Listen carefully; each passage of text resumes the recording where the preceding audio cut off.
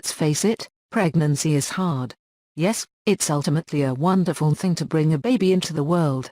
But the process doesn't always feel so wonderful. Along with the nausea, the exhaustion, the big uncomfortable belly and varicose veins, there are the things pregnant women are asked to give up.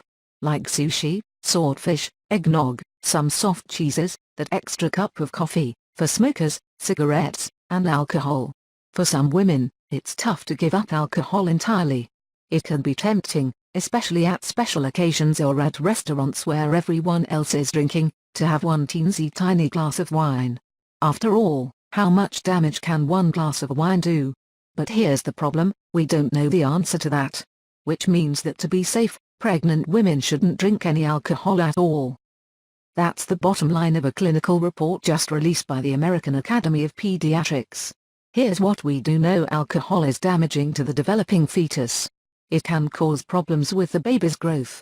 It can affect the heart, the kidneys, the muscles, the eyes, and the ears.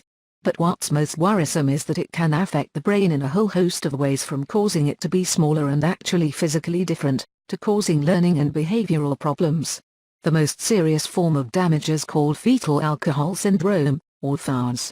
Babies born with this condition are smaller than other babies, have distinctive facial features: small eyes, a thin upper lip, and flat skin between the nose and the mouth instead of the usual ridges, and effects on brain. The occasional drink at a party is unlikely to cause FAS. It usually happens when mothers drink at least a moderate amount of alcohol during the pregnancy. But what researchers have been finding is that there can be milder, subtler effects from much smaller amounts of alcohol. One study of 31,000 pregnancies found a risk of growth problems when women had one alcoholic drink a day.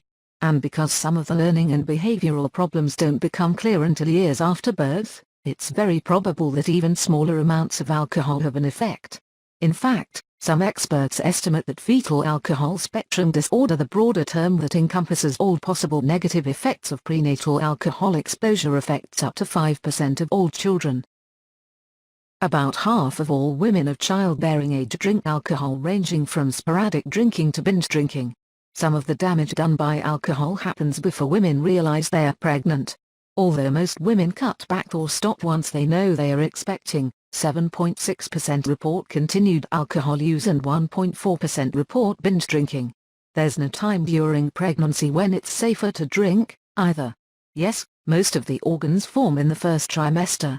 But the baby is growing and changing, and the brain is developing, throughout the entire pregnancy. Alcohol can always do damage. So don't take chances. Give your baby the best chance for the best life possible. If you are pregnant or might become pregnant, opt for the sparkling water instead. 9 months may feel like an eternity, but it's not. If you don't think you can stop drinking for 9 months, talk to your doctor.